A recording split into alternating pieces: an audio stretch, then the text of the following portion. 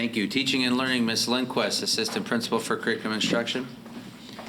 And just as a question, if someone from the Zoom call raises their hand, you'll just give us a shout? Okay, great, thank you. Good morning. Good morning. Okay, so the teaching and learning section of this presentation is set up just to give you an idea of where we're going and how we are going to meet and receive our students when we return in the fall.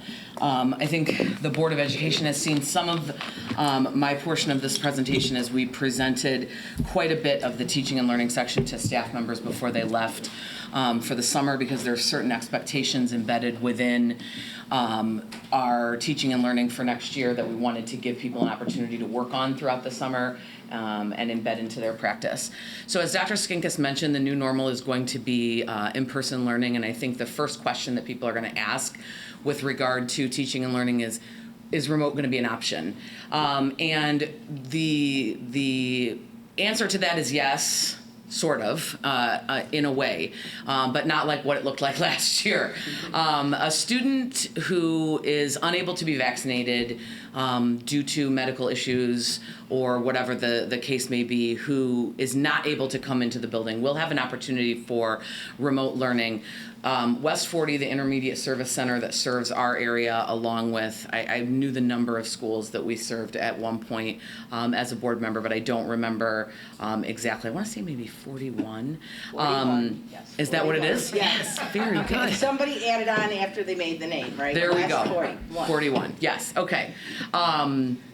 So remote learning will be available through West 40 for students who have a health plan that requires them to have remote learning. And what West 40 is looking to do is putting together literally a remote school under an ALOT program, where they will have a director of that program, or they have teachers that are dedicated in that program to service the 41 schools in the area who have students that would need to access remote learning. So remote learning is not going to be something that students will be able to have RB teachers connected to them for remote learning. As we transition back to fully in-person learning, that's where we want the energy and the focus of our teaching staff, on the in-person learning, unless a student has to quarantine.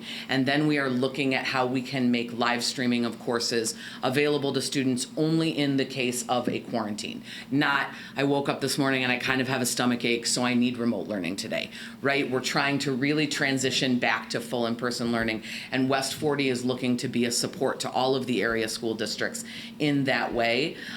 So that is where that remote learning piece is going to come in if students need it. And I mentioned briefly a health plan. We've compared the process of getting a health plan that includes remote learning to applying for a 504. It's not the same. We're just talking about a very intense process where there needs to be documentation from a medical professional, where there really needs to be an examination of, is this the appropriate step to take for this student, because they truly cannot be in the building.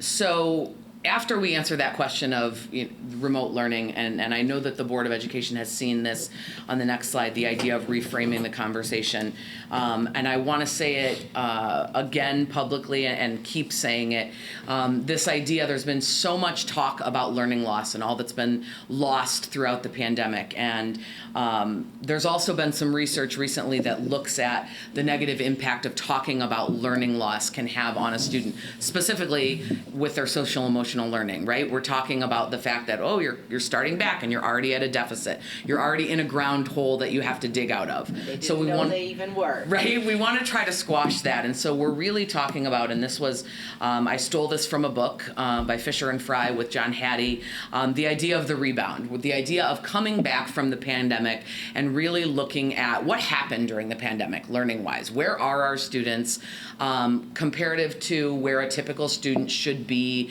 at the sophomore level or at the junior level? But where are the students? And then the question then after we figure out, where students are is, what do we do now for students? So the idea of learning loss, we're just kind of putting that aside. We're going to assume, we know that a lot of our students have made gains through remote learning. And so we really just want to start fresh, meet everyone where they are, and move from there. And that's what this next slide is about, the continuous improvement cycle. So when people say to me, Kylie, how are we going to instruct? How are we going to teach? How are students going to learn next year? It's going to be on a continuous improvement cycle. So we're going to receive students in the fall. We're going to collect data from them, assess them, figure out where they are.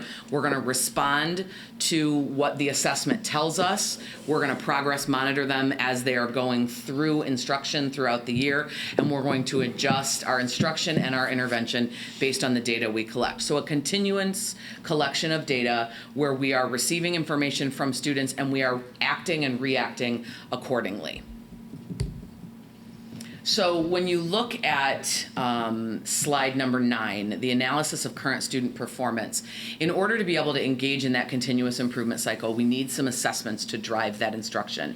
And so we have a couple of large-scale assessments that we're looking at, or assessment models that we're looking at for the fall. First, we have now been able to implement 2 years, grades 9 and grades 10, with STAR assessments.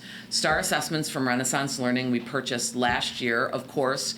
I think it's like the great irony that I wanted STAR assessments for 5 years, and we got them, and then it was like, global pandemic. This is the worst possible time ever to implement an online assessment system. But we did implement STAR in a more limited capacity last year with our freshmen. But next year we're going to have STAR assessments in reading and in math for our freshmen and our sophomores. This has replaced NWEA MAP for educators who are more familiar with the MAP test. And there are several reasons why we chose going with that assessment that I won't get into. But the purpose of STAR is to identify those gaps in reading and math and provide teachers and our interventionists with actionable data that's going to not only direct instruction in the classroom, but that's going to direct interventions. And I'll talk about our interventions that are in place in a moment. Quick question before you go on. Thank you. So, and it is totally ironic. I agree. So, what's being done for the rising ninth graders? So these STAR assessments for current ninth graders, rising 10, and they were selectively administered. And then what data do we have from the feeder schools in terms of the 8th grade cohorts coming in, and what? Am I getting ahead in the presentation? No, Okay. no, you're fine. Okay.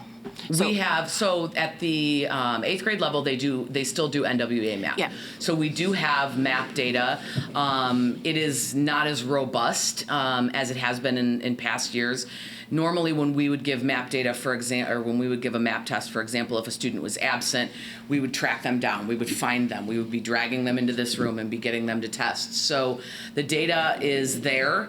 If we don't have data on a particular student, we're in a sticky kind of spot, and that's typical for us. We've worked with Lindsay Minoff, for example, has been giving placement exams to freshmen to figure out, incoming freshmen to figure out, do they need a math intervention? Can they go up to honors geometry? So we have very similar data for incoming freshmen as we have previously, but one of the reasons why, if you notice on that last bullet of STAR, we're going to administer in the first week of school is because we want a baseline on all of our students. And so that is going to be when our incoming freshmen come in for us in that first week of school, that is going to be the best data that we can get on them because it's immediate, it's right there, and it's going to be in a format that our staff is going to understand because they will have been trained on STAR. And then it will be immediately actionable because STAR results are immediate. So we will have what we've always gotten from the feeder schools with some gaps, probably more gaps than we normally would have had because it's harder to track those kids down and get them to take the MAP if they missed it. But we will, in that first week, collect data on those 9th and 10th graders from our own systems to be able to start them with some data. We're also taking all 2021 data like with a grain of salt, right? Because some kids could have had their families sitting next to them. Just raise your hand, Dave. Let somebody finish. Sitting next to them, helping them take the test if they took it remotely, right? So like some of that comes into play, and it'll be hard for the RB staff because in the elementary schools, they're like, oh, yeah, that parent, sure, they are kind of like, that's them, right? And we know that kid's math score doesn't really line up with their in-person learning, what we know of their in-person learning from, like, the 7th grade teacher, right? So but the RB staff doesn't know those kids. Right, so it's clean to do it the first week. It's clean That makes to do sense. it the first week, like Kylie said, right? We're just starting sort of with a clean slate in testing. Dave, there's a Makes Zoom sense. question. Okay, go ahead.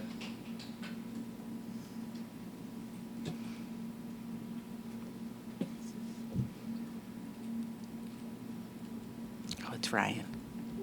Good morning. All right. You can speak if you have a question. Go ahead.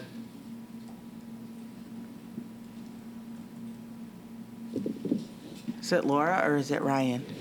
Okay. Okay. Yep. Okay. Go ahead, Laura.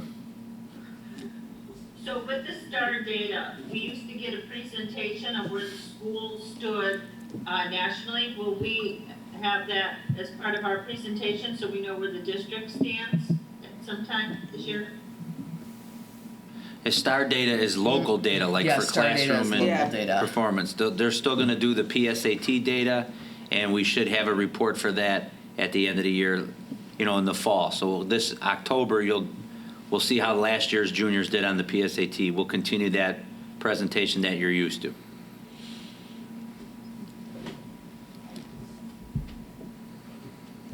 There's no other questions on Zoom. Kylie, go ahead and continue. And that's the second bullet there on the large-scale assessments.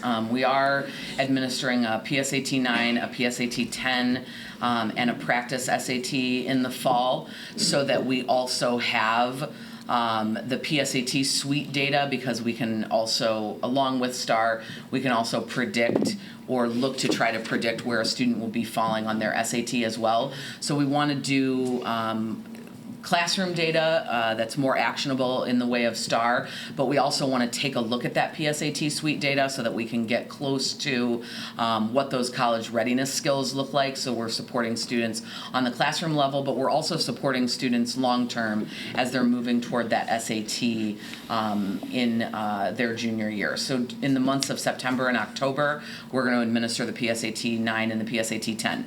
We don't have as much freedom with when we administer PSAT data, because we're working with College Board for when we get those tests and when those will be scored. That's why STAR is going to be that more immediate first jumping point, so that we can dispatch interventions based on STAR, and we can start to instruct based on STAR, and then weave the PSAT data into that as well as a second data set. Thank you. So what's important with having a strong assessment system is obviously how you're going to respond to that assessment. And so through MTSS, which is a multi-tiered system of supports, we are going to take action on the data that we are collecting from students when we receive them in the fall. The supports in MTSS are divided into 3 tiers.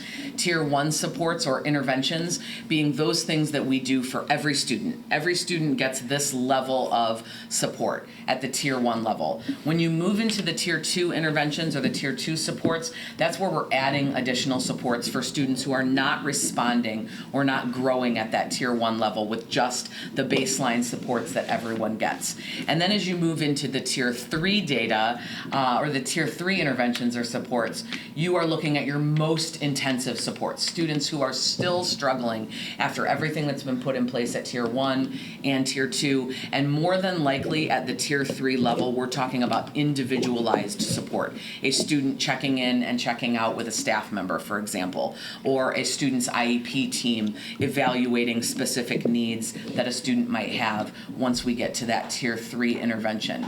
We have some additional school psych services that we have purchased to support our work in MTSS, so that Pushpa Winbush, who is kind of our resident veteran school psychologist, can work as an MTSS coordinator and work directly with me hand in hand to identify students after we analyze the data who need interventions and supports beyond that Tier 1 level, and we can begin to dispatch those supports, which is what I'm going to discuss next. So those tiered interventions or supports that we have on the next slide, slide 11, I've broken those down into what we're going to see taking place this year. And the arrows indicate that the bullets that are at the other end of the arrow are things that are new, that are in place for next year. So at the Tier 1 intervention level, for all students, we've retrained our staff with Rush Neurobehavioral Institute so that we can brush up on our EF curriculum.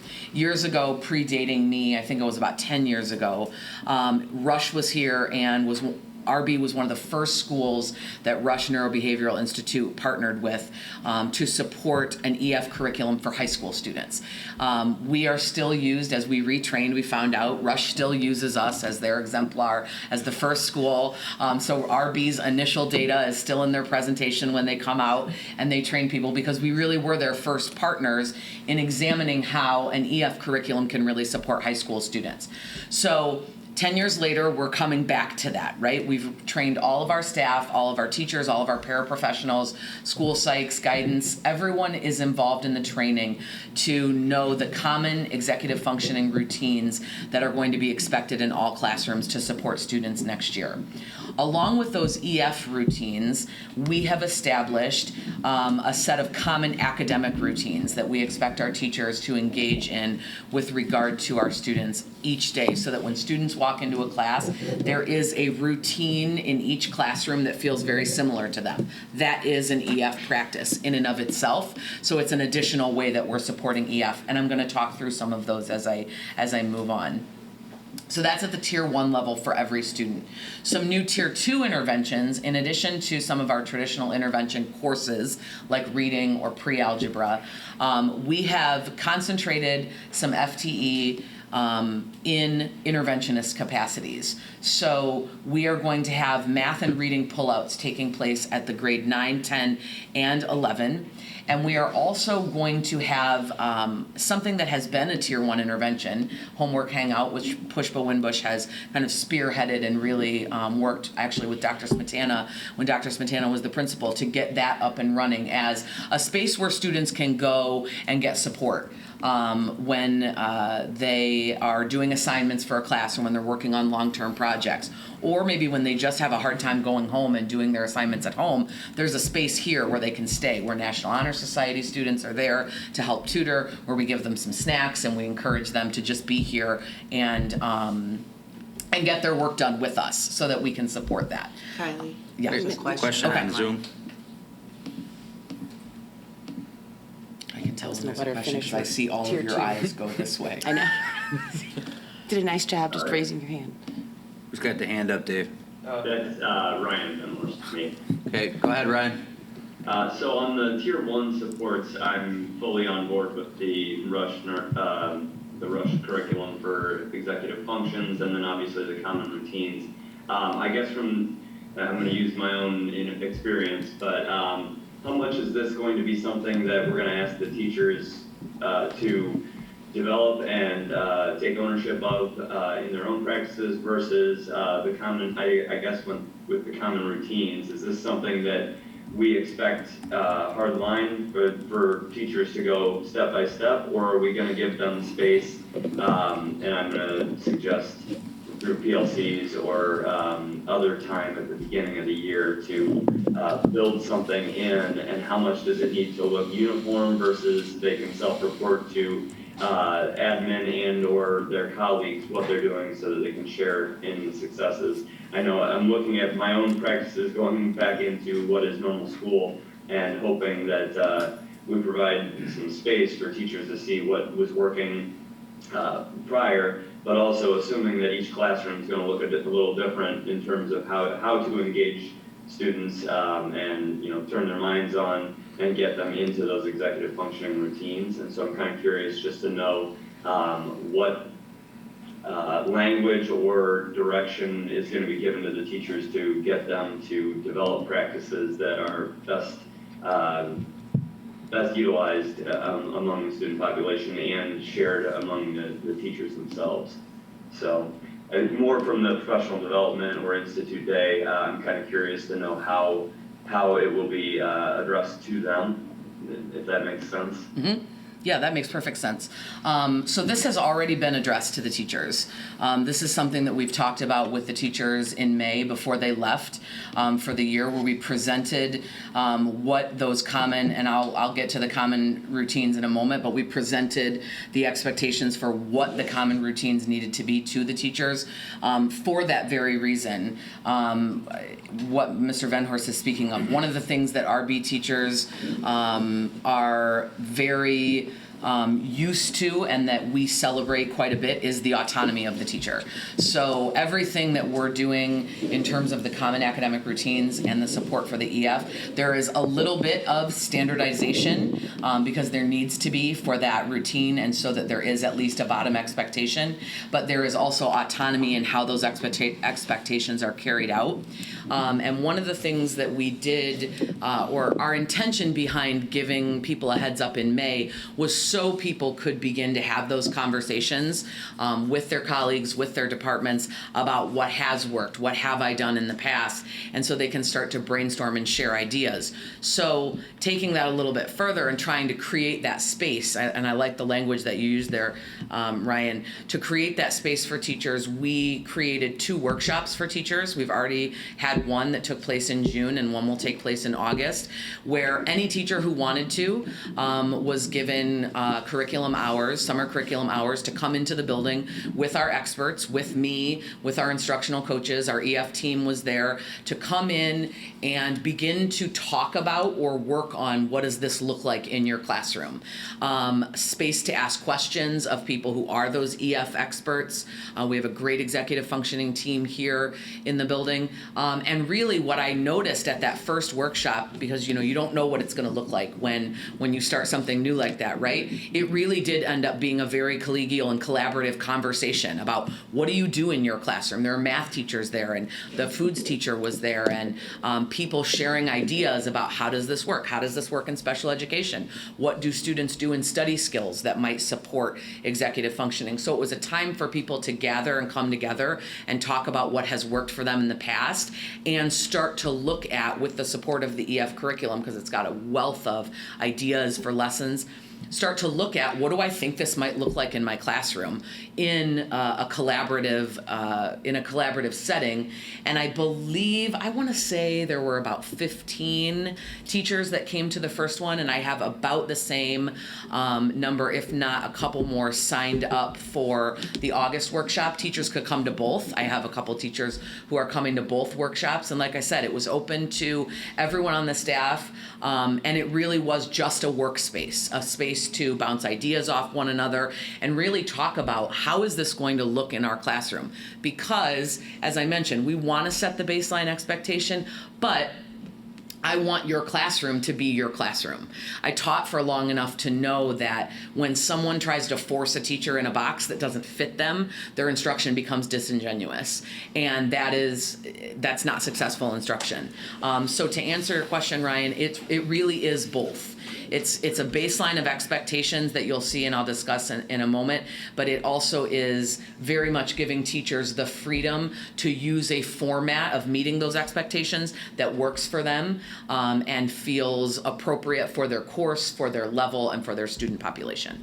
I just want to add too, like that number seems low, but I think we have such a veteran staff that Yes. some of them just kind of need to brush up on it. Yes. Right, from 10 years ago. And Absolutely. if my math is right, it was 2010, 2011, because my older one was like Okay. in the pilot program. Got it. Yeah. Kylie, you want to touch on a couple of the slides with the tiers? Yes. We do have another We question. have one more question. Okay. Yeah. Can we leave the Zoom faces up there, or we want to go back to the PowerPoint? I think One moment, please, I'm sorry. I don't know if the PowerPoint's being for the live stream. Oh, But I okay. guess the live stream they could see the PowerPoint afterwards if we want to leave the Zoom. No, it's on. fine. It's fine. I just was just curious, especially as we're in kind of more of a Q&A section here. Yeah, so, okay, it should be good now.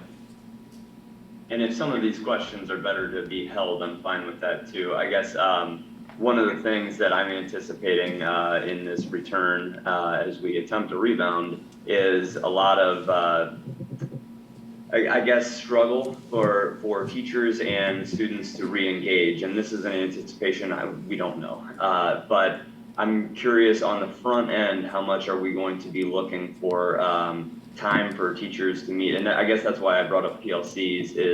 Is that an expectation that on the front end, I think it's on Thursdays, that will be the focus? Is there going to be a direction to attempt to foster open space for those teachers to communicate what their successes and failures are at the beginning, so that we can really try to re-engage students in a positive manner on the front end? I'm just looking at this return and expecting that the first 2 to 4 weeks are just going to be something that's quite cumbersome, both mentally, emotionally, and then trying to re-engage academically, hoping that teachers are given the space and time and also freedom to collaborate early on. One thing I think I've tried to establish in my 6 years here is time, freedom, and space for teachers wherever possible. And I think that we have an abundance of that, and I think a lot of that comes from kind of the established routines before I got here, but also the fact that I was an instructor for as long as I was. So when we structure things like Institute Days, you mentioned, we are very cognizant of ensuring that a large chunk of our Institute Days, typically in the afternoon, are dedicated to teachers having time with their departments to collaborate. I'm excited that next year with the new bell schedule that we'll touch on in the operations section, that our PLC time is expanded. So we have longer PLC time for our teachers to be in that collaborative space and share ideas and talk about what works. So I feel very confident that we have that time built in for teachers to collaborate and share what works. And I also feel that we have established through the pandemic a very strong culture on our Tuesday PLCs that we did during the pandemic. We have established a very strong culture of sharing what works and just, a quick 5 minutes of here's what I'm doing in my classroom and here's how it helped me. And so we're looking to integrate that as well back into PLC. Time on, it was always an optional basis. We had really good attendance though, for people who are eager to share those ideas. So we're looking to continue that. It's going to be tricky because the schedule is different. We don't have the freedom of time that we did during the pandemic, but that is something that came to be very valued in our building, and we will continue to carve out space for that as well. Kylie, I want to make sure we get to the other, I know some board members need to sign off at 9, so can we just touch on the next a couple tiers and then. So I have 2 slides for tier 1. I wanted to expand on those bullets that I put in. So the EF practices, I have listed the 5 EF practices that are going to be standard in our building. These are the same 5 that we did 10 years ago.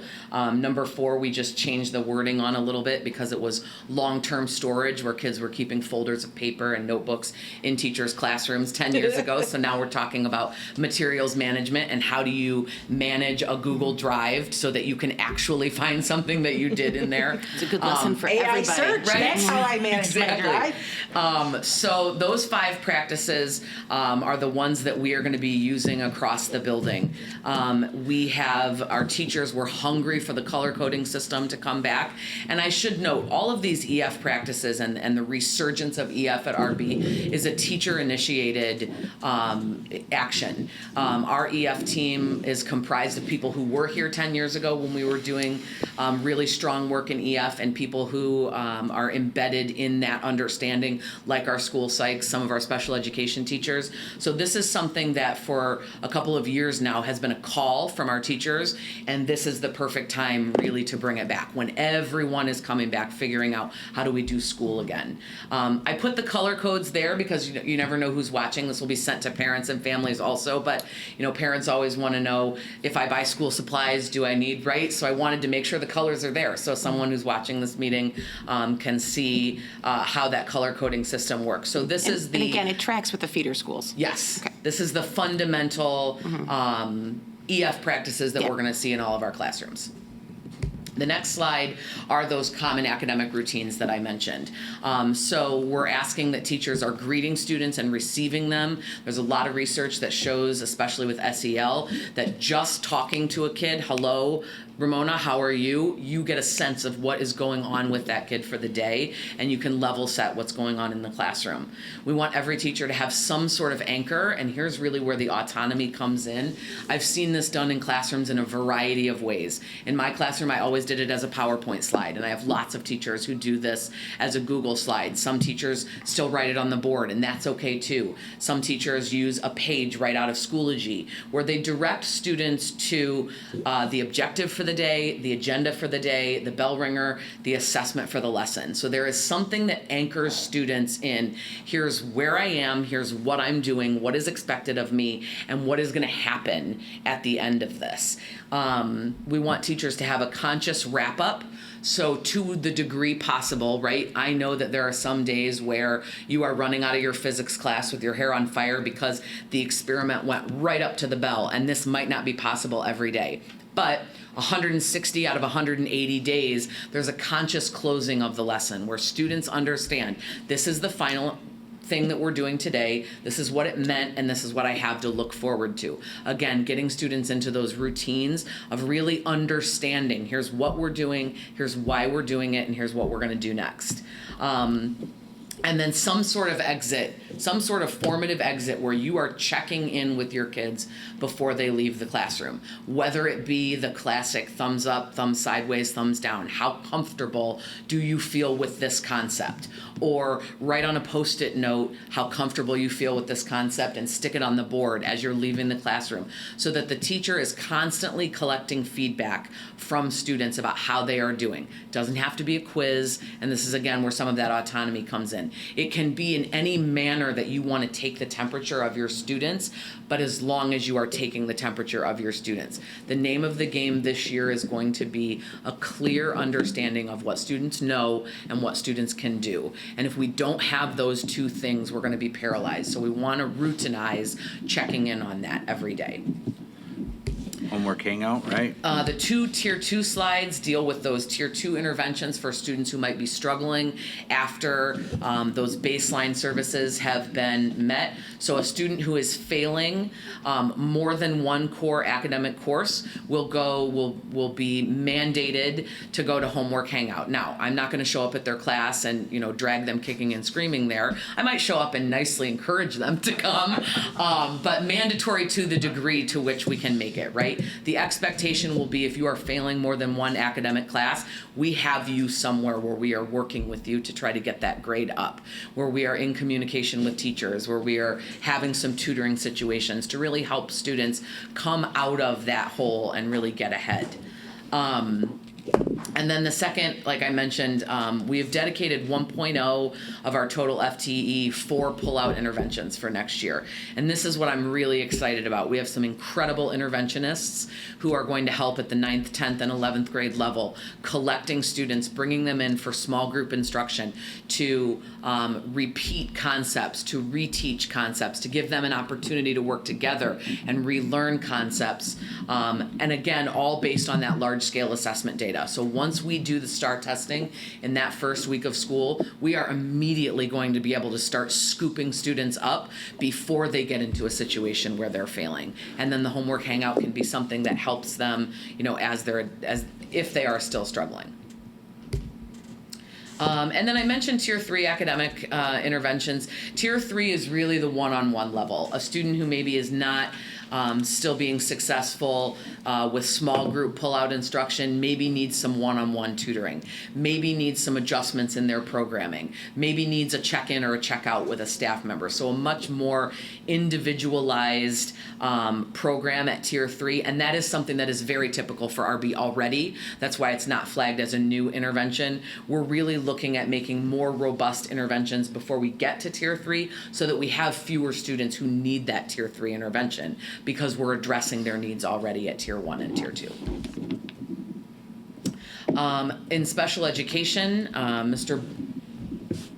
Mr. Baldus added some information in the special education section just to kind of review what has been going on with special education. Our special education department has done a phenomenal job getting students in all year last year. The students who needed to be here with IEPs were here, and they were in rooms, in pods, working together with a trusted adult, helping and supporting them. And those are the kinds of things that we want to continue creating and establishing relationships, reviewing those IEPs and the assessment data that goes along with them so that we can make adjustments as needed. Co-teaching support and professional development for co-teaching has been a big initiative for Mr. Baldus. That all happened before people left for the summer. And then we have opportunities, especially for new co-teaching pairs, to meet together and do some of that planning based on that professional development. But special education has always been the front lines of supporting things like executive functions, because that's what they do very typically. Special education students thrive with those routines, and there's a reason, because they're good practice. And so a lot of this, a lot of our EF has come from special education teachers saying, this works, we've got to do this in all of our classes, we've got to bring this back. Thank you, Kylie. Hector, is this your slide Yeah, now? the last slide. Enrollment? So, addressing diversity. Thank you very much. And I know we're kind of moving on, I want to be mindful of time, but thank you very much. Of course. Ms. Lindquist, yeah. Kylie, So- thank you. Addressing diversity, equity, and inclusion in AP enrollment, and this is more of a long-term goal, but it's very dear to me, and it aligns with the mission of our board. So if you look at the bottom, if you look at the data, to my left, you have the percentage of AP students. This is the fall 2020-2021 school year. You have the percentage of AP students. And then on the right side, you have student enrollment by race. So for example, for last year, there were 214 Latinos in AP, which represented 31.9% of our AP students. Our overall Latino population is 37.3%. That's an opportunity to be more inclusive and include more Latinos in AP. Our black students, we had 2.5% of AP students. Overall, our black students were about 101, 6.1% of our total school population. Going down to our Asian Americans, we had 32, 4.8%. Enrolled in AP, and if you look at the our overall Asian population, we have 66 students, 4%. So we're above kind of that threshold there. And for white students, we had 401, 59.8% enrolled in AP, and overall white students represent about 52% of our overall student population. So that's so you guys can see some data of how AP enrollment looks like at RB. To increase diversity in advanced placement courses, I will be hosting an AP Family Night in the fall, consistently analyzing, monitoring, and act on current AP data. And really where I see a lot happening is me collaborating with my admin, counselors, and staff to find opportunities for students with diverse backgrounds to engage in AP coursework. Currently, we don't have AP at the freshman level. I've been at schools where AP has been very successful at the freshman level. So there's just opportunities. Again, this is really like a multi-year vision, but going back to the board's mission, to what's dear to me, we're gonna get more students of diverse backgrounds in advanced placement. I think you have a question, Dr. Freitas. Go ahead with the Zoom question. Hi, this is Tom. Good morning, Tom. Good morning, everyone. It's actually not about DEI. I just have two very quick comments that have to do with Kylie's presentation. And Kylie, thank you. The whole package, I think it was very thorough and appreciated. So I think this is all good. The two quick points. You started out with a question that probably the majority of community members will have, which is there a remote option? I would answer this by saying no. Right. However, if they're blah, blah, blah, all the things you said, I think the danger with starting out and saying yes, but is that people might associate this with synchronous learning and what the teachers have been doing. Since I know there's discussion about some of that maybe coming back, but I think in terms of setting the expectation, the answer should be no, there is no remote. That's my personal opinion. And the second one, a very broad one, but also related to community communications. Over this whole year and a half, you know, I've always sort of thought like, what might be the silver lining argument of a pandemic, if such a thing even exists? And I just think if there's ever been an example, that a lived experience that makes the argument for growth as opposed to hard performance, right? The whole discussion about, is it about growth or, I mean, I don't know if there's ever gonna be a more powerful example that illustrates how not only students, but every human being throughout their lives is gonna have setbacks and spurts of growth. And if anything, I think we might wanna think about how to actually, you know, piggyback on that and say like, this is why the growth discussion is so important. That's all I had. Thank you. I'm gonna try to piggyback in there because Tom just hit on some things. So this is Ryan Van Horst again. Can I have a second? Yeah, absolutely. So and Tom, thank you. With the community communications, I want to emphasize that, again, I don't have a student at the high school yet, and so I'm not following those communications out quite as much as I am the D96, which is the elementary school. But heading off some of the concerns about students coming back in the classroom, and I like that Tom said that the answer about remote learning really is no, but it's also about getting people into a comfortable situation, understanding what the expectations are on wearing masks and things like that. I know we've had concerns from the community about that as well, but addressing those now in as widespread a manner as we can. Giving information about, I know I've been saying this at a prior meeting, but information about where people can get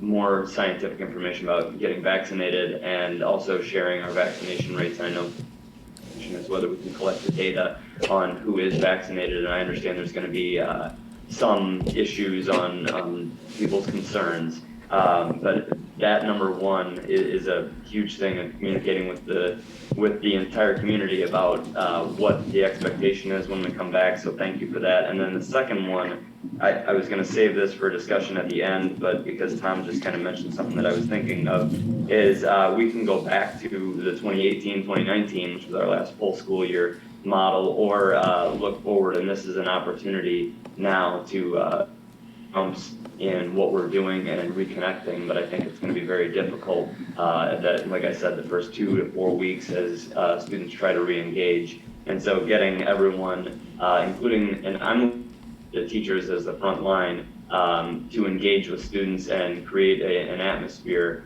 that really does welcome students back and creates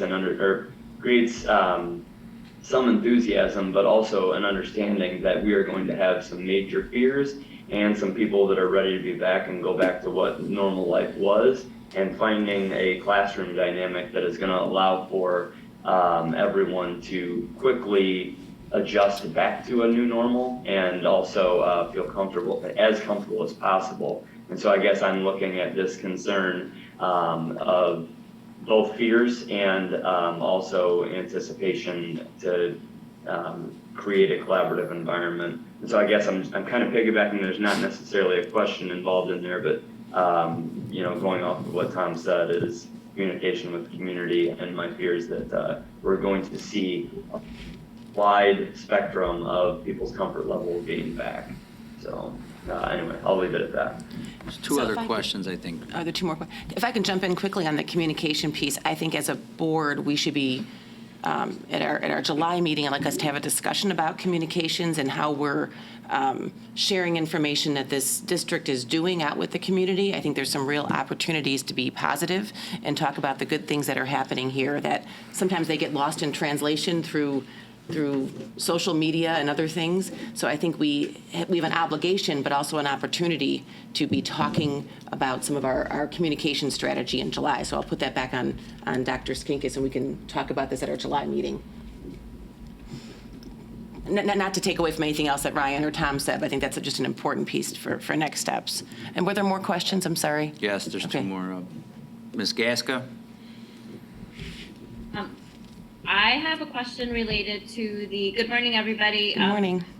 My question is for Dr. Freitas in relation to the AP classes.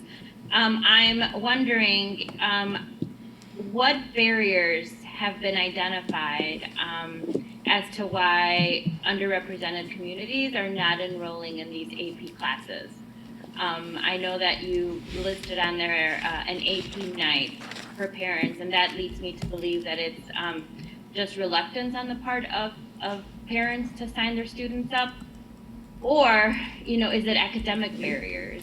And if they are academic barriers, how can we start to mitigate those barriers at the feeder schools? Because unfortunately, by the time our students get to the high school, that they may be behind academically. So sorry, that's a very multi-part question, but what barriers, if any, have been identified as to why students are not enrolling in AP classes, I guess is the real question here. Sure, Ms. Gaska. So initially, again, this work really, has just begun in my vision for our AP program. But, I think knowing, right, information, communicating what we have, is huge. I'll be working on definitely communicating that. I think you speak to a good point. What's happening in the feeder schools. And again, another piece of my work is engaging with the middle school principals and with the staff to find, opportunities for those students as they kind of transition in high school. My presentation, will be, bilingual. I know that's. I know some of our community members, many, speak Spanish as their first language. So really creating awareness about AP in multiple languages, engaging with the feeder schools, to see what work they have that could align to our practices. But I would say those are some initial barriers that I've seen. But there's a lot more work, to be done, Ms. Gaska. Thank you, Dr. Freitas. Mr. Ruska, do you have a question, or is your hand left? Was your hand left up from the last question? No, I do have a comment. So if we look at the DEI slide, I think there's some confusion there. If we just look at our Black population, we see that we have about 100 students enrolled. I think we need to probably clarify that goal.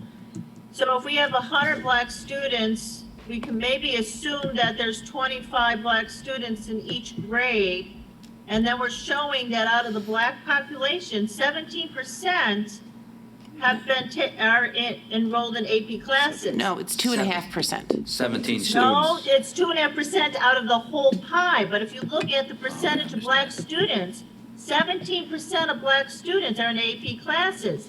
And if you think about it, number, not a percentage.